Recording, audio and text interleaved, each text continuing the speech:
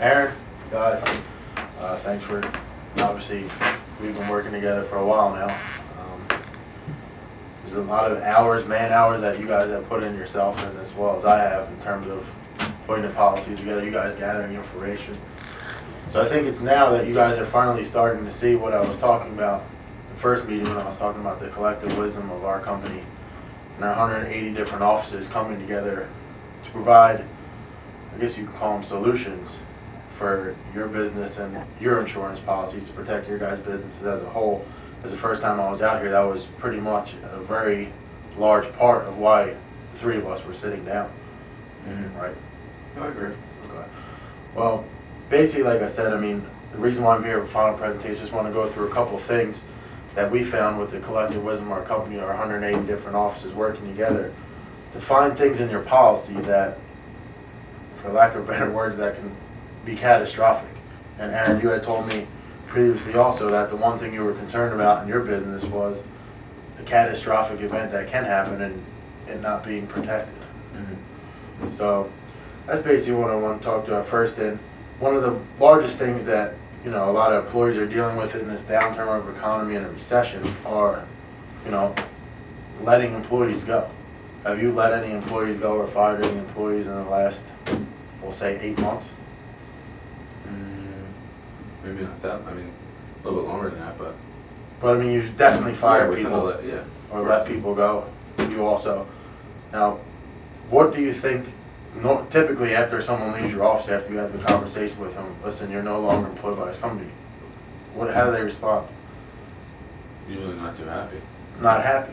Do you think they go home and just say, "All right, I got fired from my job," or you think they try to make some sort of a move to? I don't know how to move. You know What what I an mean. angle? Well, you know what I'm saying. I mean, it's just. When people get fired, typically they don't just leave and say, "I'm leaving. I'm going to get fired," and that's going to be the end of it. When they leave your office, they're not happy. They're sad. They're upset. Their emotions are going crazy. They don't know what to do. Mm-hmm. So, what that brings me to do to tell you is now, if one of your employees that you did in fact fire or let go came back to you guys and said, "Listen, I'm suing you guys. You guys let me go because I was a woman and I was 19 years old." What would you do? How would you pay for it? I don't know. I have to hire a lawyer. Typically in a situation like that, it's pretty much a long, drawn-out battle in court, and that typically can probably cost you probably $100,000 to $150,000. You have something like that sitting on the side to cover an instance as such? No. You know, well, that is something that an insurance policy can cover. It's called employer practice liability insurance, and basically what that is it covers your legal expenses if you guys were ever to get sued for letting go of someone or whatever came back. That is not in your policy right now, and what we're going to do is we're going to propose this to you, and that's one of the things we found in your policy that, you know, is setting yourself up for it if that were to happen, which is a very good case in the downturn of this economy and letting people go. We could put that onto your policy for $2,000 now. Is that something that would interest you? It would be, but not for $2,000. What do you mean?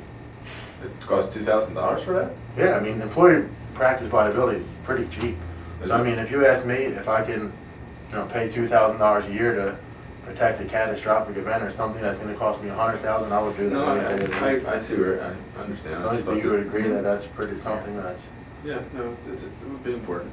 So how would you feel if you were to get the call from a lawyer and you went back to your insurance policy to have your insurance policy pick this cost up and it wasn't there? I would feel horrible. You would feel horrible. Yeah. I think that's why we need to put this in place. Okay.